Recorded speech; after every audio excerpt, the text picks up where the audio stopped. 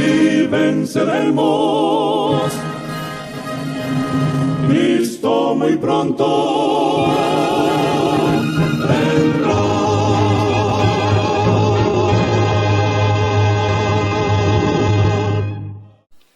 Vamos a ver los orígenes de la rebeldía, los orígenes del ecumenismo, los orígenes de la desobediencia a Dios. Hoy vamos a estudiar sobre lo que fueron aquellos constructores de la Torre de Babel. Y el título de este estudio de hoy es La Torre de los Rebeldes, la Torre de Babel. Allí hubo una gran rebeldía y un ecumenismo para unirse todas las naciones en torno a una sola persona que lo iba a dirigir. Vamos a ver en este estudio quién fue ese personaje que unió a todas las religiones de la época y a las diferentes sociedades y a los gobiernos que habían en torno a lo que era la llanura de Sinar. Es decir, allí en toda aquella llanura que Dios había ya ordenado que se esparcieran, es decir, que la poblaran, que allí vivieran, que allí sembraran, que cosecharan. Dios había dado una orden para que todos allí en el Sinar y en otros lugares después del diluvio, pues se podían diseminar y podían entonces establecerse. Pero vino un personaje que lo vamos a ver en este estudio, que reúne a todas las personas de la época y reúne a todos los religiosos y a todos los gobernantes en torno a una idea de construir una torre que llegara al cielo. En este tema vamos a ver cómo se inicia el nuevo orden mundial. Es decir, Dios había dado una orden para que el mundo entonces volviera otra vez a repoblarse, volviera otra vez a ser regenerado otra vez después del diluvio. Pero entonces este hombre reúne a las naciones para él hacer allí entonces un gobierno centralizado y hacer una gran rebelión contra Dios. Cus fue padre de Nimrod. Aquí está apareciendo ahora el personaje en el cual vamos a centralizar esta predicación. Aquí está apareciendo el nombre de Nimrod y su padre fue Cus, el primero que llegó a ser poderoso en la tierra. Este fue vigoroso cazador ante el Señor. Por eso se dice, así como Nimrod, vigoroso cazador ante el Señor. Los primeros centros de su reino fueron, oiga bien, Babel, Eret, Acab y Calne, en la tierra de Sinar. Y de esa tierra salió para Asiria y edificó a Nínive, Rehoboth y Cala, y entre Nínive y Cala la gran ciudad de Resén. Aquí vemos entonces cómo este hijo de Cus, y Cus era hijo de Can, que era hijo de Noé, es decir, de donde desciende toda la raza humana que hay sobre la tierra, porque los antidiluvianos habían sido barridos y no había entonces hombres fuera de los 3 hijos de Noé y las 3 mujeres de ellos. Es decir, con estos 3 hijos vuelve entonces a repoblarse el planeta, vuelve de nuevo a repoblarse el mundo de Can, Sem y Jafet. Es decir, estos 3 hijos de Noé son los que vuelven a repoblar el planeta. Entonces vemos que ya hay un personaje vigoroso cazador, un hombre poderoso en la tierra, un hombre que ya tiene gran influencia y es un hombre rico. Era un gran cazador delante de Dios, es decir, un hombre que se dedicaba a la cacería de animales y también a la cacería de seres humanos, porque él lo esclavizaba y él lo utilizaba en la construcción de la Torre de Babel. Es decir, que Nimrod fue un gran caudillo, un hombre que gobernó con tiranía y que gozó, oiga bien, de todo el afecto de las naciones. Es decir, las naciones le rendían a Nimrod culto, le rendían honor y era muy respetado. Entonces vemos aquí que este hombre ya dominaba las naciones de su tiempo. Ya las naciones y las religiones de su tiempo ya eran gobernadas por Nimrod. Era entonces allí un gobierno de Semiramis, Nimrod y Tamuz. Era un gobierno trino, un gobierno de tres dioses en la tierra. Es decir, ellos se habían constituido en Dios en la tierra. Allí estaba la Trinidad terrenal. Allí estaba Nimrod, Semiramis y Tamuz.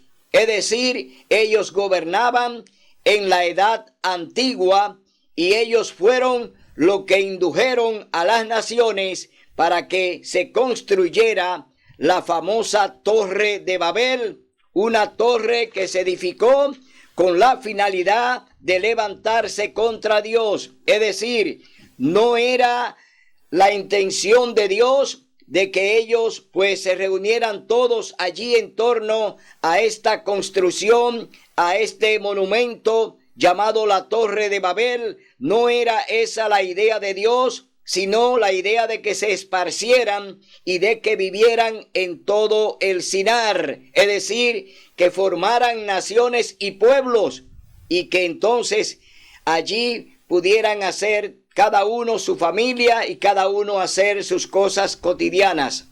Pero fueron todos reunidos en ecumenismo por Nimrod para que le apoyaran en el proyecto de la Torre de Babel.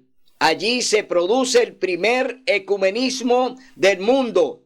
¿Por qué? Porque allí las religiones convergían todas. Es decir, todas las religiones estaban unidos allí en la Torre de Babel.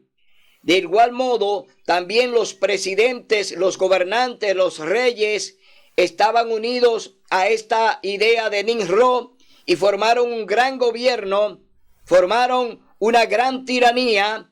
Entonces de ahí es donde se inicia el primer ecumenismo, la idea de que todos sean uno. Ahí nació el ecumenismo, ahí nació lo que hoy se está practicando en el mundo entero, el ecumenismo que está patrocinado por el Papa, por la Iglesia Católica Apostólica Romana, que hoy ellos se constituyen en el Nimrod moderno.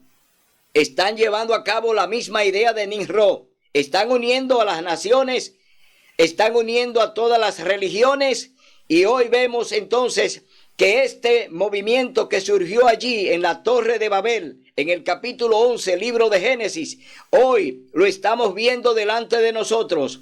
Hoy han erigido otra vez la Torre de Babel, sí, pero sin el edificio. Es decir, no estamos viendo una torre que se eleva. No estamos viendo ese tipo de edificación, pero sí estamos viendo la misma idea de ecumenismo y de que las naciones puedan unirse políticamente con la religión. Es decir, han unido la política con la religión y hoy entonces tienen el gran movimiento ecuménico que abarca a los gobiernos de la tierra y abarca a todas las religiones para que todos sean uno. Pero vemos que lo que han planteado hacer en la Torre de Babel no es pues secundado ni es tampoco permitido por Dios. Vamos a ver cómo Dios reacciona a lo que quieren hacer allí en la Torre de Babel. Vamos a ver cómo Dios reaccionó con aquella idea de construir una torre, de construir algo que llegara hasta el cielo. Es decir, desde ahí comienza la oposición al gobierno celestial. Leemos en el capítulo 11, libro de Génesis, la Torre de Babel. Había entonces en toda la tierra una sola lengua y unas mismas palabras. Cuando los hombres salieron del oriente, hallaron una llanura en la tierra de Sinar y se establecieron allí. Ahí encontraron la tierra de Sinar y se establecieron allí, pero no para que edificaran una torre, no para que hicieran una alianza, no para que hicieran ecumenismo, sino para que se esparcieran por toda la tierra de Sinar. Entonces dijeron: hagamos ladrillo y cosámoslo al fuego. Y el ladrillo les sirvió de piedra y el asfalto de mezcla. Después dijeron: edifiquemos una ciudad y una torre, cuya cúspide llegue al cielo, y hagámonos un nombre para no ser esparcidos por toda la tierra. Aquí están hablando de hacerse un nombre, es decir, ellos querían ser unidos poderosos, querían unificarse en un nombre para ser poderosos, y hoy en día lo han logrado, porque a través del ecumenismo ya se hicieron un nombre y se han hecho poderosos. ¿Y por qué se han hecho poderosos? Porque han unido la religión con el Estado, es decir, con los gobiernos, con los presidentes de la tierra, y hoy se han hecho el nombre, se llama ecumenismo. Hoy se han hecho fuerte para no ser esparcidos, sino para resistir al cielo, para resistir a Dios, para levantarse de pecado de mano alzada contra Dios. Eso es lo que han hecho y están haciendo hoy con el llamado movimiento ecuménico. Dice: y dijo el Señor. Entonces el Señor descendió para ver la ciudad y la torre que edificaban los hombres. Dios miraba desde el cielo, Dios observaba desde el cielo, pero ahora dice que Dios descendió. Dice: el Señor descendió para ver la ciudad y la torre que edificaban los hombres. Es decir, ya el Señor viene a ver cuál es el plan que tienen con la construcción de la Torre de Babel. Cuál es la intención con el movimiento ecuménico que ya han logrado, es decir, han logrado unir las religiones con los gobiernos. Es decir, han hecho un gran concordato de iglesia y Estado. Pero Dios viene a ver cuál es la intención de ese movimiento ecuménico y a qué lo llevará. El Señor ahora lo va a descubrir. Dice: y el Señor, dijo el Señor, el pueblo es uno y todos tienen un mismo lenguaje. Han empezado la obra y nada los hará desistir de lo que han pensado hacer.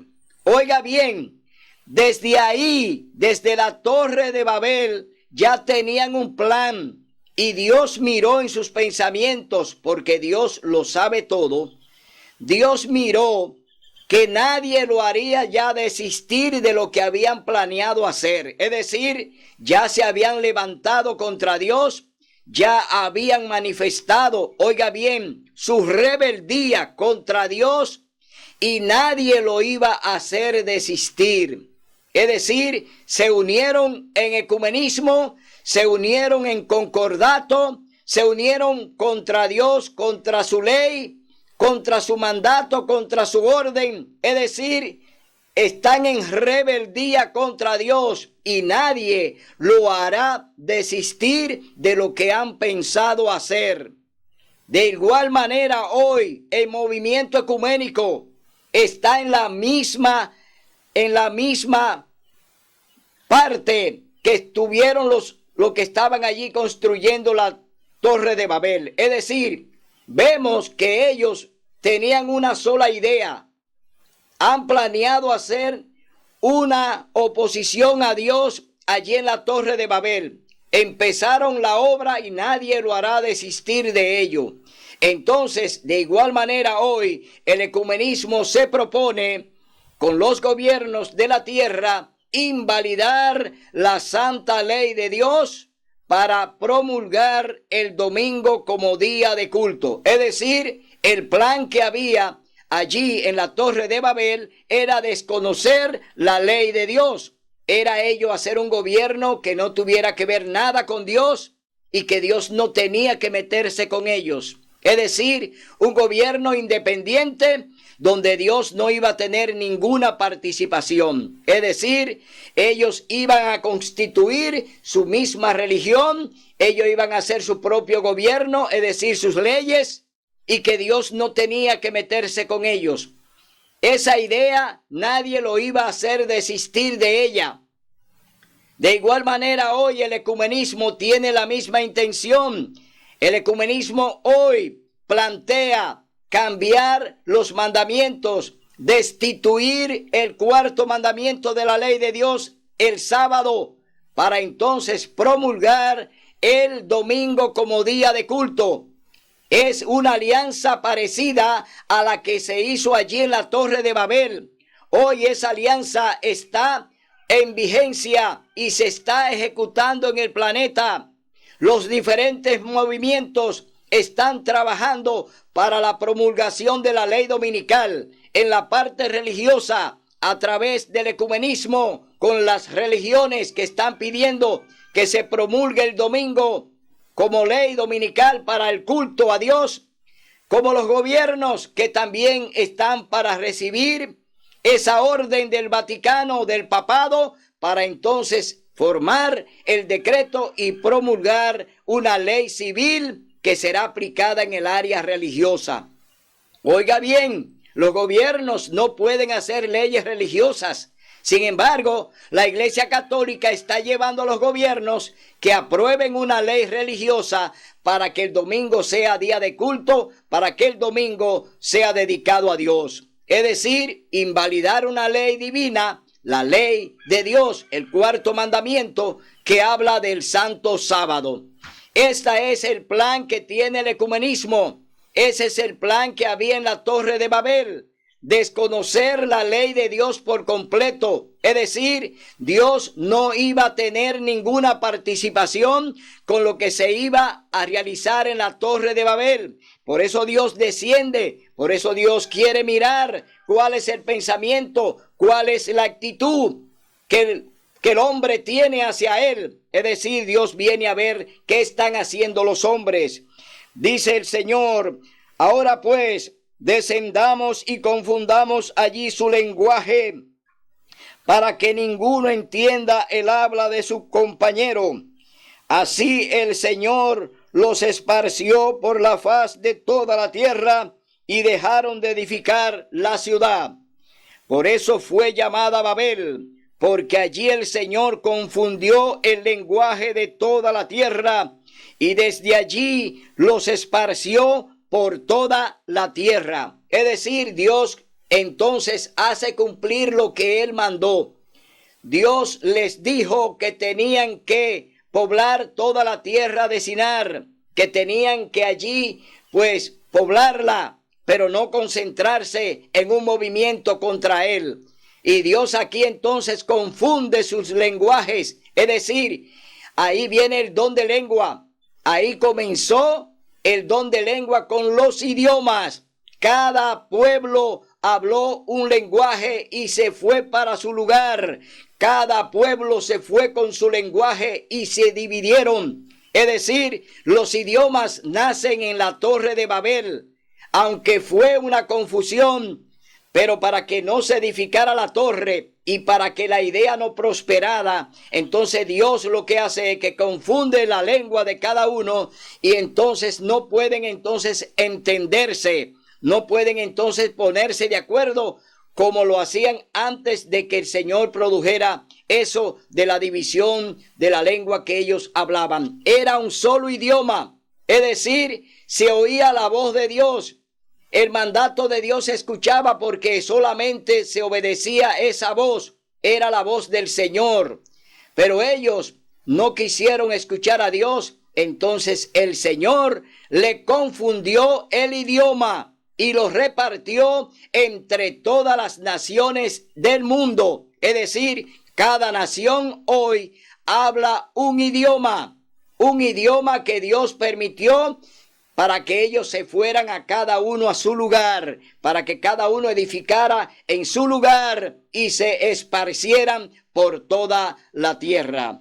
Vamos a leer ahora en el libro de Romanos, capítulo 1. Vamos a ver lo que dice Romanos, capítulo 1, acerca de lo que Dios realmente permitió que sucediera. Romanos, capítulo 1.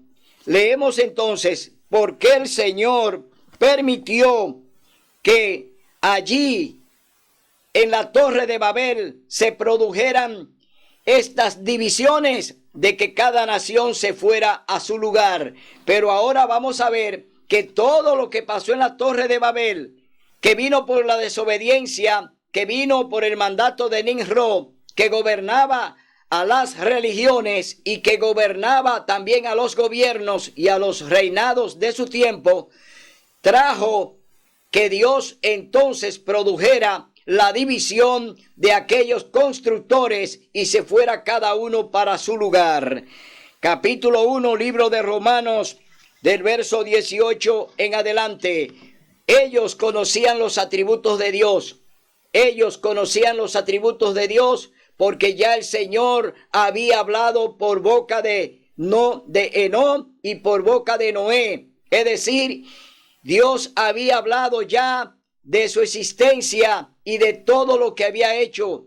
Y también conocían del diluvio. Es decir, ellos no estaban ajenos a todo lo que Dios había hecho. Es decir, tenían conocimiento de Dios, pero tenían un pecado de mano alzada. Estaban construyendo una torre para levantarse en contra de Dios. Por si el Señor mandaba de nuevo otro diluvio, ellos no iban a perecer. Esa fue la idea de Nimrod y de quienes le acompañaban.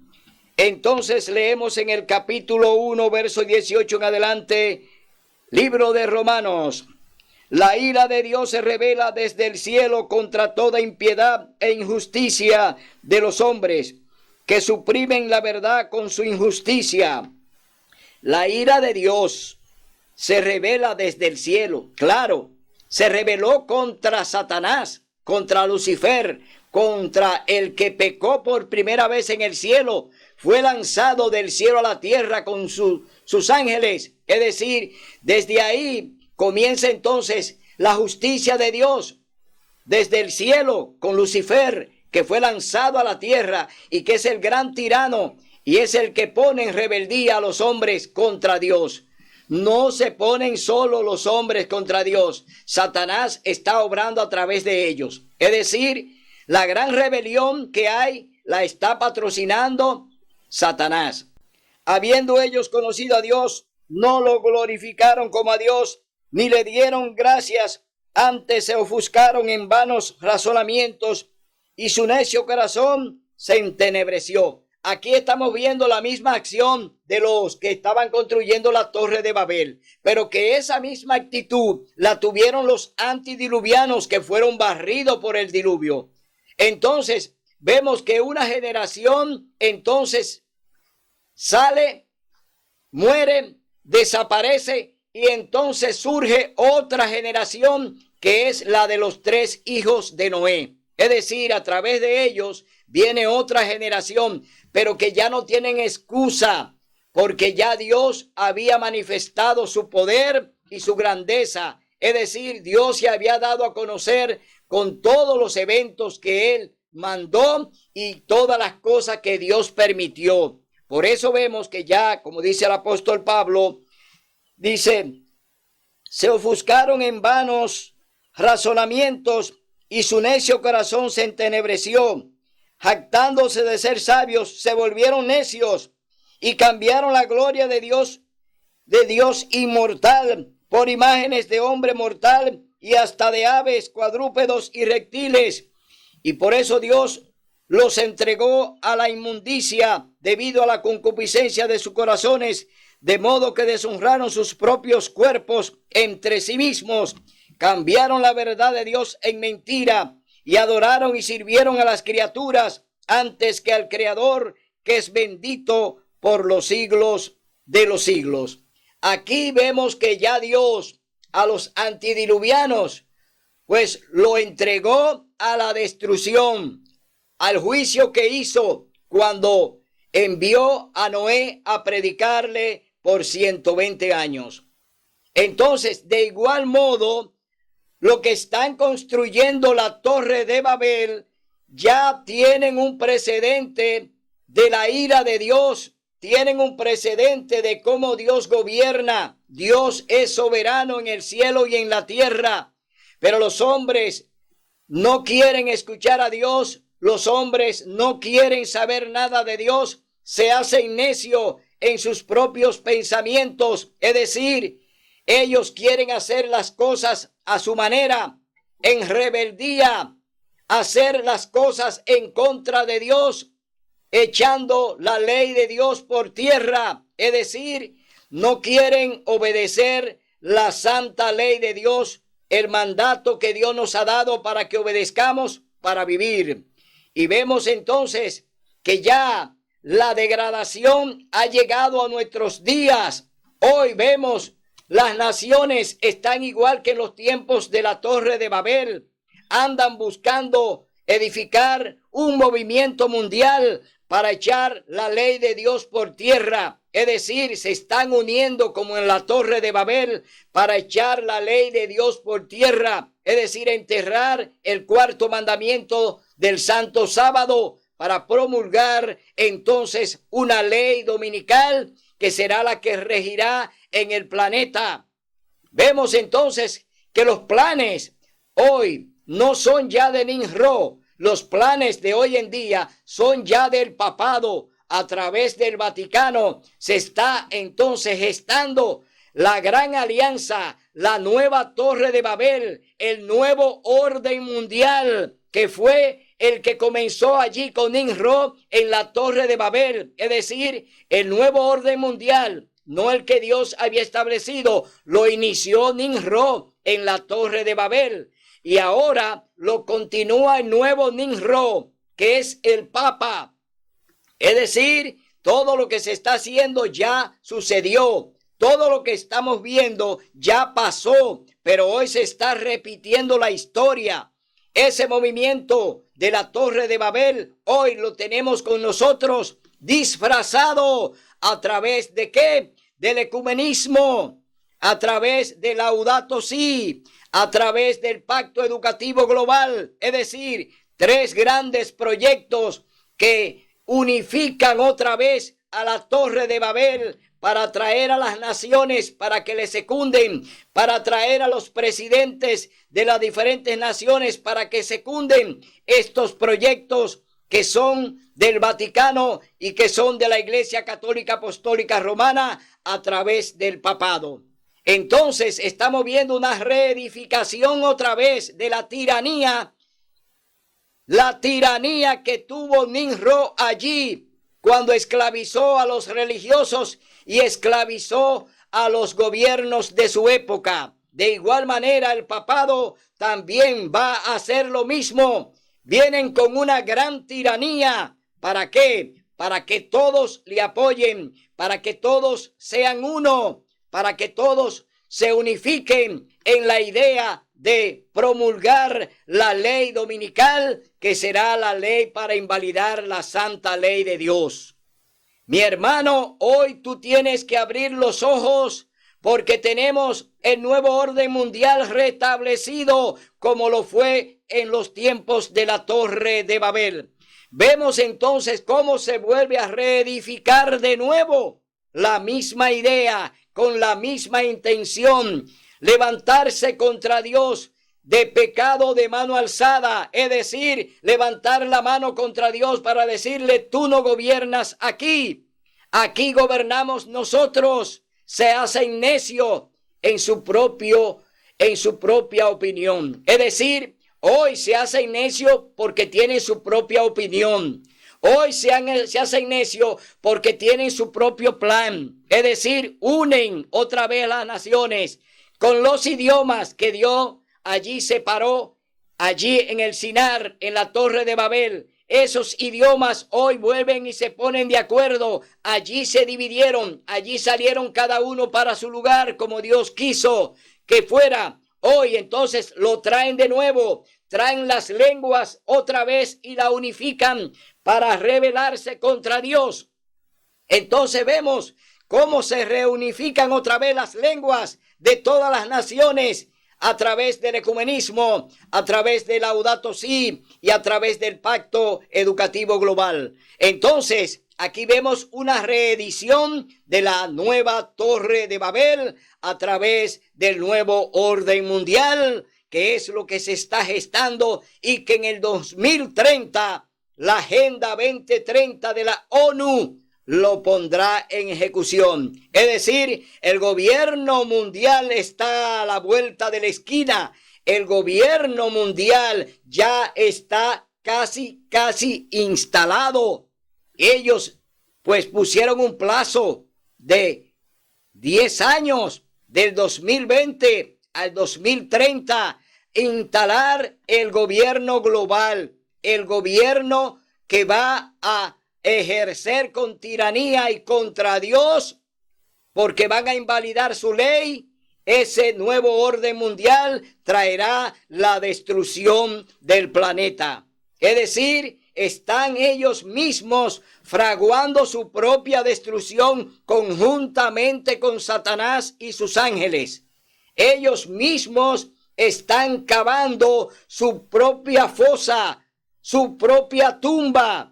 Ellos están planeando su misma muerte, porque Dios no lo va a dar por inocente, porque aquí dice la palabra de Dios que Dios siempre se ha manifestado y ha dado siempre el indicio de cuando Él quiere que se arrepientan y vuelvan al buen camino. Lo han hecho al revés, se han ido por el camino extraviado, siguen la senda del diablo, siguen la senda de Satanás. Y por eso lo vamos a leer ahora en el capítulo 2 de Segunda de Tesalonicense. Vamos a leer textualmente lo que dice Segunda de Tesalonicense, capítulo 2, verso 3 y 4. Vamos a leer lo que dice Tesalonicense. Dice así, capítulo 2, verso 3 y 4. El hombre de pecado surgirá dentro de la iglesia. Nadie os engañe en ninguna manera, porque ese día no vendrá sin que antes venga la apostasía y se manifieste el hombre de pecado, el hijo de perdición. Aquí vemos ya el hombre de pecado, que está simbolizado por el papado, por la Iglesia Católica Romana. Es decir, el hombre de pecado es un sistema. Ahí está el papado. Pero el hijo de perdición es Satanás, que se perdió cuando fue lanzado del cielo a la tierra, cuando desobedeció a Dios y allí violó la ley de Dios, violando el 10º mandamiento que dice: no codiciarás nada de tu prójimo. Es decir, Satanás codició el trono de Cristo, el trono de Jesús. Satanás lo codició y fue lanzado del cielo a la tierra, y la tercera parte de los ángeles con él. Vemos entonces que aquí la carta de Tesalonicenses nos está diciendo que el hombre de pecado es el sistema papal. Es decir, estamos viendo que aquí ya se identifica al hombre de pecado, que es el sistema papal. Pero también vemos que el hijo de perdición es Satanás. Es decir, Satanás peca contra Dios en el cielo y por eso se pierde. Y dice en el verso 4 que se opondrá y se saltará contra todo lo que se llama Dios. Satanás se opone contra todo lo que se llama Dios o que se adora. Entonces estamos viendo que Satanás es el gran opositor, pero usa un sistema. ¿Y qué sistema está usando Satanás para oponerse a Dios? Está usando la Iglesia Católica Apostólica Romana. A través de la Iglesia Católica Apostólica Romana, Satanás se manifiesta al mundo y se opone a todo lo que se llama Dios, porque la Iglesia Católica es una iglesia de idolatría, una iglesia que adora a los santos, una iglesia que cree en la inmortalidad, es decir, que ellos son inmortales cuando el único inmortal es Dios. Practica el espiritismo porque cree que los muertos vuelven a vivir otra vez y que le salen a su familia, es decir, que los muertos vuelven y salen otra vez. Eso se llama espiritismo y la Iglesia Católica practica eso cuando le hace una misa a un muerto, cuando le hace 9 días de rezo a un muerto. Eso es espiritismo. La Biblia dice en el capítulo 9, verso 5, libro de Eclesiastés, dice: los vivos saben que han de morir, pero los muertos nada saben, no tienen más paga, hasta su memoria queda en el olvido, también su amor y su odio perecieron ya. Entonces, todas estas prácticas de la Iglesia Católica Apostólica Romana la llevan a ser la gran opositora de Dios. Ellos se oponen a la doctrina y a lo que Dios enseña a través de su palabra, porque ellos no creen en la Biblia, ellos creen en el magisterio de la Iglesia. Y el magisterio de la Iglesia no puede estar por encima de la Santa Biblia, la palabra santa de Dios.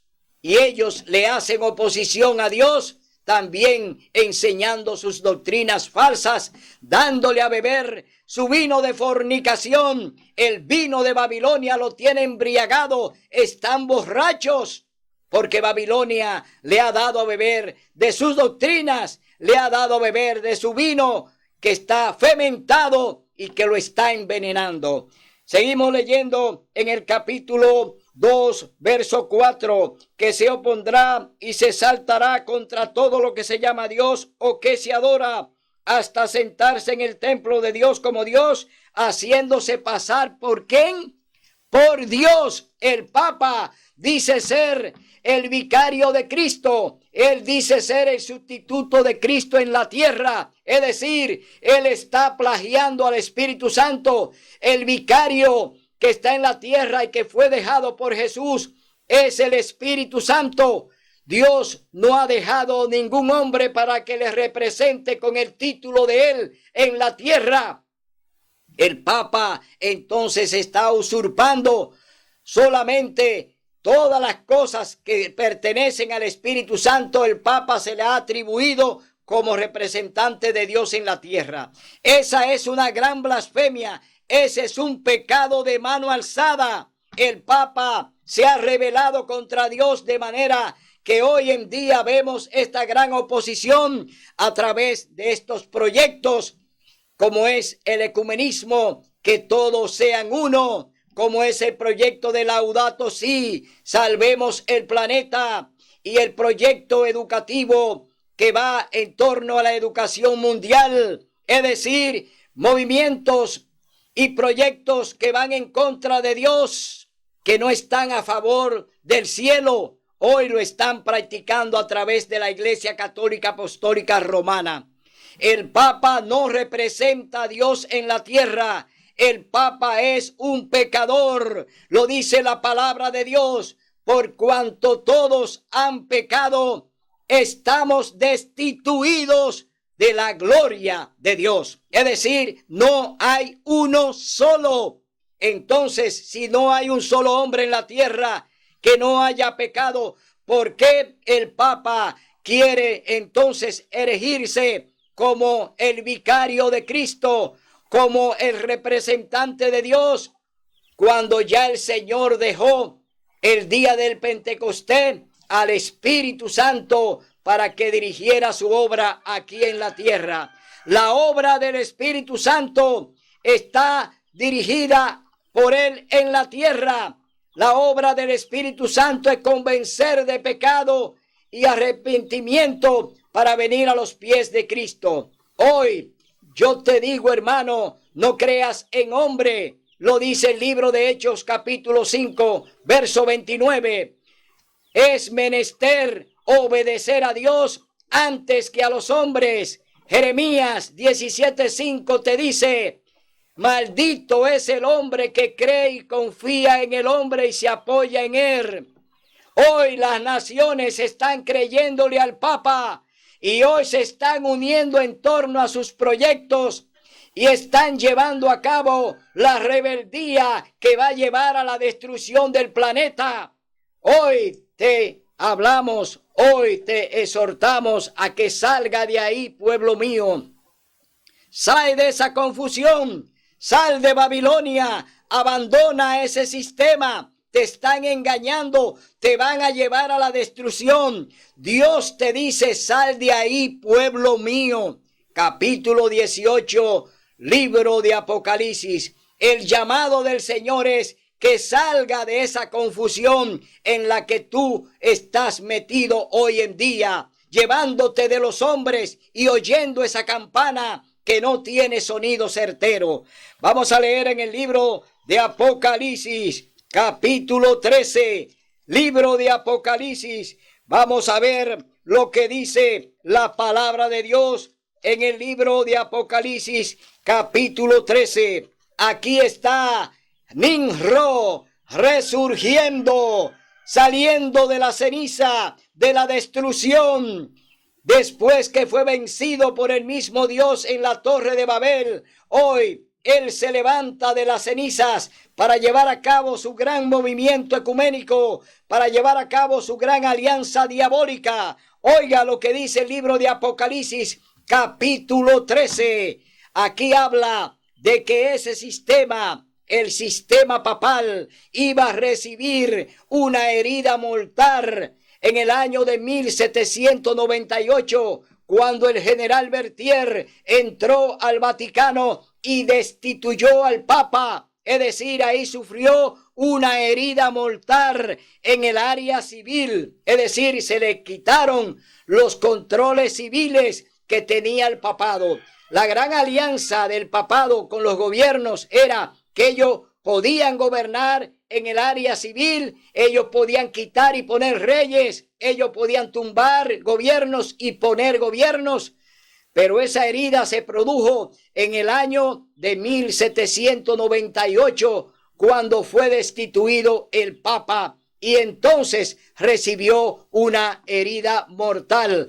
Pero dice la palabra de Dios en el libro de Apocalipsis, capítulo 13, verso 3 en adelante, dice: y una de sus cabezas parecía herida de muerte. ¿Cuál cabeza fue herida? La cabeza del área política, es decir, del mandato civil político que tenía el gobierno del papado. Le fue quitada cuando sufrió esta herida mortal. Dice: pero su herida mortal fue sanada, y toda la tierra se maravilló y siguió a la bestia. Entonces está hablando de una herida mortal, pero no de muerte para quedarse ya definitivamente muerto, porque dice que también su herida iba a sanar, y esa herida sanó o comenzó a sanar en el año de 1929, cuando el gobierno de Mussolini le devolvió al Vaticano todo el mandato civil y le devolvió todas sus tierras y todas sus pertenencias. Es decir, ahí comenzó a sanarse la herida de muerte que sufrió en el 1798.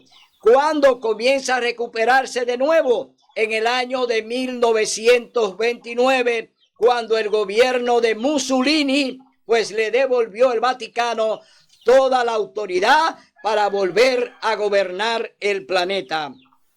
Y dice: y toda la tierra se maravilló en pos de la bestia, y adoraron al dragón. ¿Quién es el dragón? ¿A quién adoraron en la tierra? A Satanás, el diablo. Ese es el nombre que le da Apocalipsis capítulo 12, del 7 al 9. Le llama el gran dragón, la serpiente antigua y Satanás. Es decir, está hablando del diablo. Dice que adoraron al dragón, que había dado autoridad a la bestia. La bestia es el sistema papal. Estamos hablando de un imperio, estamos hablando de un gobierno, estamos hablando de un sistema. No estamos hablando de un animal, estamos hablando de un sistema. Ese sistema es el sistema papal, que se le llama en Apocalipsis la bestia. y adoraron a la bestia diciendo: ¿quién es como la bestia y quién podrá luchar contra ella? Y le fue dada una boca que hablaba palabras arrogantes y blasfemias, y le fue dada autoridad de obrar 42 meses, es decir, por un periodo de 1260 años, la Iglesia Católica Apostólica Romana, oiga bien este dato, comenzó a perseguir al pueblo de Dios por 1260 años, que se está hablando de 42 meses de tiempo y la mitad de un tiempo, que es un periodo de 1260 años proféticos, es decir, la Iglesia Católica a través de la Inquisición iba a perseguir al pueblo de Dios, al pueblo remanente. Entonces vemos que Dios le permitió a la Iglesia Católica que causara esta gran masacre, matando a más de 50 millones de cristianos en el planeta, en el nombre del Señor Jesús, es decir, en el nombre de Satanás lo mataban, no en el nombre de Dios, porque el sexto mandamiento de la santa ley de Dios dice: no matarás. Es decir, Dios no puede dar esa orden de que se mate al cristiano porque ya ha confesado seguir a Dios y guardar su ley y su santo sábado. No se le puede dar esa orden de parte de Dios para que hagan eso. La dio el diablo, la ordenó Satanás a través del sistema católico apostólico romano. Es decir, Satanás obra. Oiga bien, Satanás obra a través del papado. Ahí está la silla de Satanás en el planeta. Ahí está su búnker. Ahí está su gobierno. Ahí está gobernando conjuntamente con el sistema papal. Satanás está dirigiendo todo en la tierra. Él es el gran propulsor del ecumenismo. Él ha reunido a todas las religiones en torno al ecumenismo, que todos sean uno, en honor al diablo, es decir, en unificación a Satanás. Laudato Si, oiga bien, también es una encíclica para unir a la sociedad civil, para que salvemos el planeta, pero con la idea de promulgar la ley dominical. Es decir, esta idea de Laudato Si termina con la eliminación del cuarto mandamiento de la santa ley de Dios, la eliminación del sábado, es decir, una trampa del diablo. No es un proyecto factible para el cielo, es un proyecto contrario a Dios. Tenemos también el proyecto del Pacto Global Educativo, que busca que se saque a Dios de las familias, es decir, que no se hable nada del Dios genuino. Cuando se niegan los mandamientos de Dios, esa familia ya no puede ser una familia que va al cielo. Es una familia que ya ha sido encadenada por el diablo para ir al abismo. ¿Por qué? Todo el que niega la ley de Dios está negando al cielo, está negando al mismo Dios y a su trono. Entonces, el pacto educativo es sacar todo lo que sea palabra de Dios, sacarla de los lugares donde ellos tienen el control educativo. Sus niños no van a ser educados con el temor a Dios. Sus hijos van a ser guiados por jesuitas. Es decir, ellos están dirigiendo todo el sistema educativo. Ellos están dirigiendo todo el sistema religioso. Ellos están dirigiendo todo el sistema político civil. Los jesuitas están haciendo su trabajo en todos los lugares y ellos están dirigiendo dentro y fuera. Es decir, este gran movimiento que es presidido por Satanás mismo está pues metido en la iglesia, está metido en los gobiernos, está metido en la educación. Es decir, los jesuitas es el gran movimiento del papado que está trabajando para derogar la santa ley de Dios.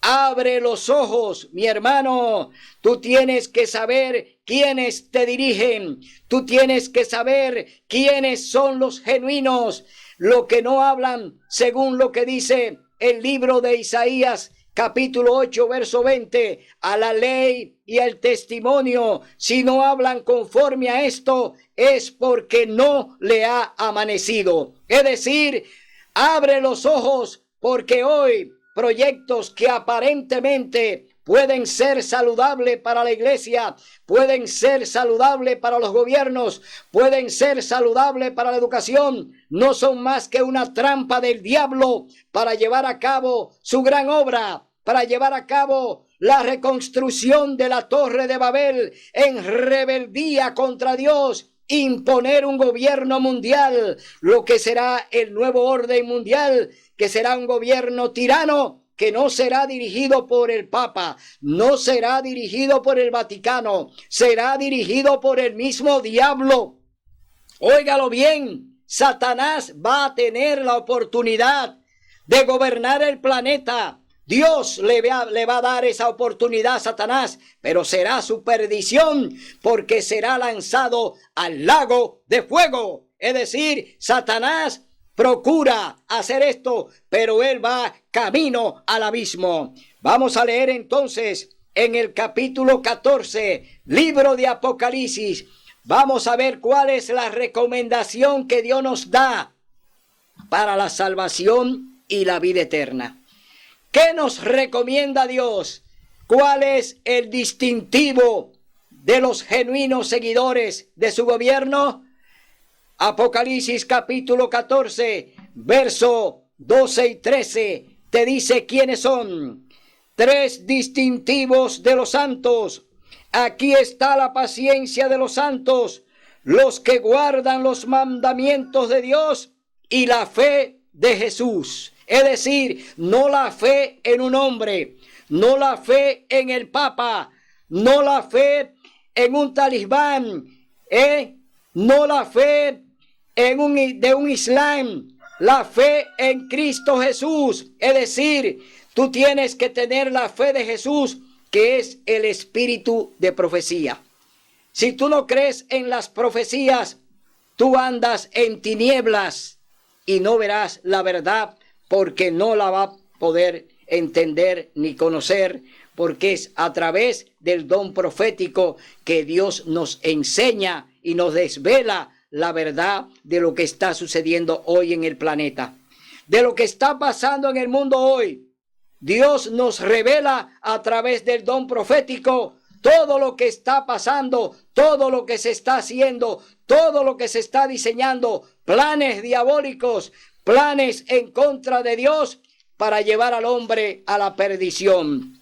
Pero oye lo que dice el verso 13, para que entienda que Dios te ama y que todavía Él tiene sus brazos abiertos para darte la salvación y la reconciliación con el cielo. Verso 13 dice: y oí una voz del cielo que dijo: escribe, dichosos los que de aquí en adelante mueren en el Señor. Cierto, dice el Espíritu, descansarán de sus fatigas, porque sus obras le siguen. Aquí vemos una promesa maravillosa.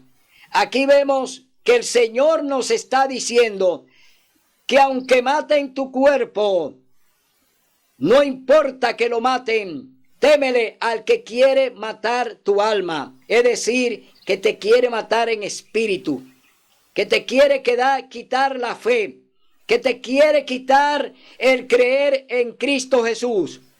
Tú tienes que tener mucho cuidado, porque hoy te están desviando de los planes de Dios. Hoy tú tienes que volver al redil, tú tienes que volver a los pies del Maestro. Hoy es el día de buena nueva. Hoy es el día de salvación. Ven ahora a los pies de Cristo. Dile: sí, Maestro, creo en tu palabra, confío en tu salvación y espero por ti, porque tú eres el único Dios en el que creo y confío.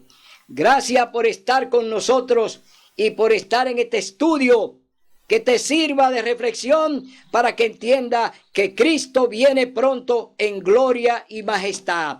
Que tú debes prepararte. Ahora es el día, hoy es el día de buena nueva. Será hasta el domingo. donde estaremos aquí con otro programa similar. Hasta el domingo, si así el Señor lo permite. Si venceremos, Cristo muy pronto